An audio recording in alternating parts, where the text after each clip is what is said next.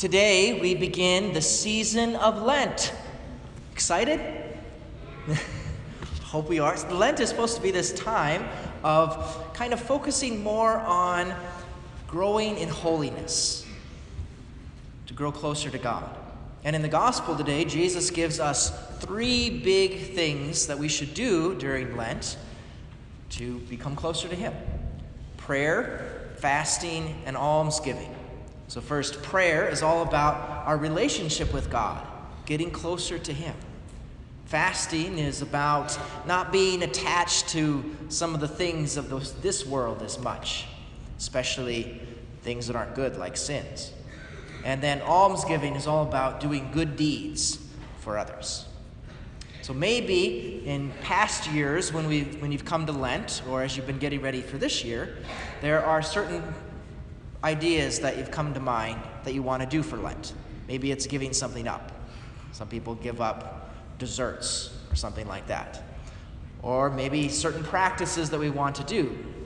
This is the prayer that we want to do. So like in school, we'll do the Stations of the Cross more. Or good deeds for others. I want to maybe work on doing this at home more.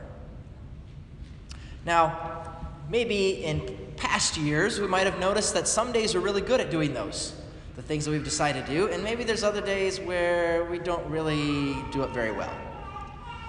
And that's kind of a normal part of life, is there's ups and there's downs in following God.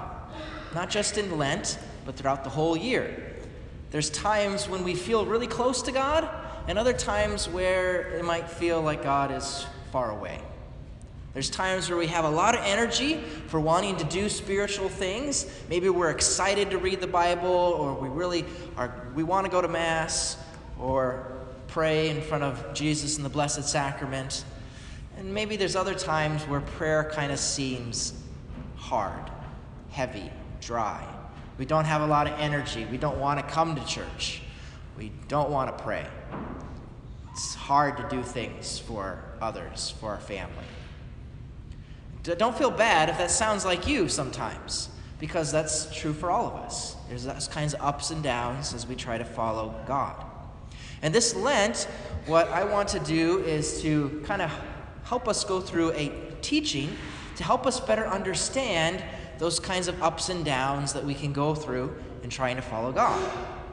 It's a teaching that comes from our Catholic tradition that was really formed into a set of 14 really practical guidelines by one saint, St. Ignatius of Loyola.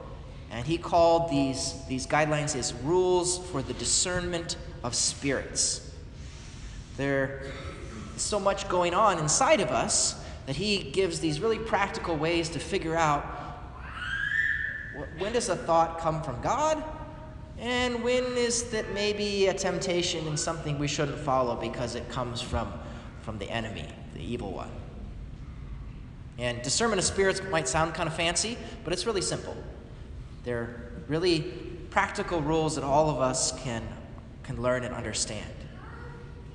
And really help us understand, when something is coming from God and when something is trying to lead us away from God. Because sometimes it can be easy to tell that this is what God wants me to do, but other times it might not be quite as easy. Now, as you're listening to this, some of you might be like, yeah, I think I understand what you're saying, Father. I think I've had some of those kinds of experiences in which I'm trying to understand whether something's coming from God or not. But maybe there's others of you out there who don't really know exactly what I'm talking about. And that's okay, because I was probably that way too before I learned a lot of these spiritual rules from St. Ignatius.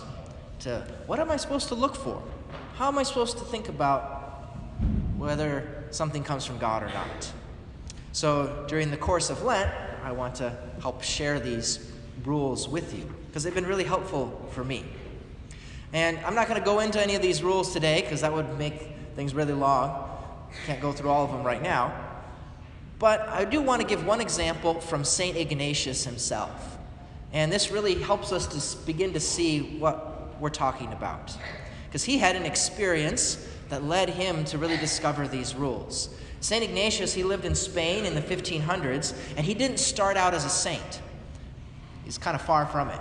He was more interested in all the stuff going on in the world. And he got into some sinful habits that maybe we get ourselves into. And he was more interested in romance and honors and becoming a knight. But when he was even before the age of 30 and trying to get honor and glory as a soldier, he got injured on the battlefield. A cannonball came and broke his leg. And he almost died, but he lived. But he had to lay in bed and heal for a long time.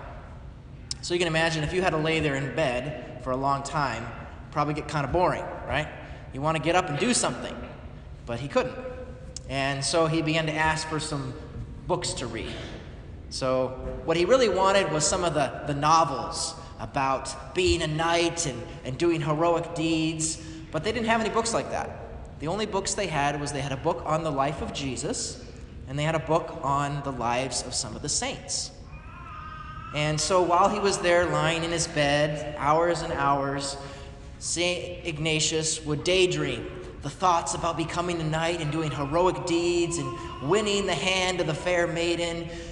And so he would dream about that. And then when he got tired of that, then he would go and he'd read some of the books about Jesus and the saints. And he discovered when he was reading those books about Jesus and the saints, there was another kind of way of being a hero.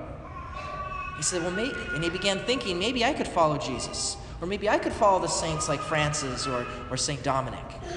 And day after day, it kind of goes on as he's healing there in bed. And finally, there's one day where God has been kind of working on him. And Ignatius says his eyes were opened a little, and he began to notice what was going on inside of him, in his thoughts and in his heart. And he began to notice that when he was spending all that time thinking about all those worldly things and wanting to be a knight and all the heroic deeds he was going to do, that he was really excited when he was thinking about all that, and his heart was uplifted. But then when he put that aside and went to think about other things, he found that he was kind of depressed and sad inside. But when he was reading the stories of Jesus and the saints and thinking about how he might follow them, he said, again, his heart was lifted up and he was interested and excited that maybe he could do that too. But then when he put those books to the side and went off to other things, he said his heart remained filled with joy. He was comforted. And when he noticed this, he began to think, well, why is that? Why is it that when I think about those things, after I'm done, I kind of feel sad and depressed. But after I finish thinking about these other things, I feel content and happy.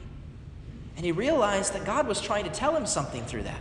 He realized those things that kind of made him sad, and those weren't where God was asking him to go. But instead, the things that kind of filled him with peace, those were the things that pointed out where God was. And so when he noticed that, he decided to take action. He made a really good confession. He started going to Mass and praying a lot more.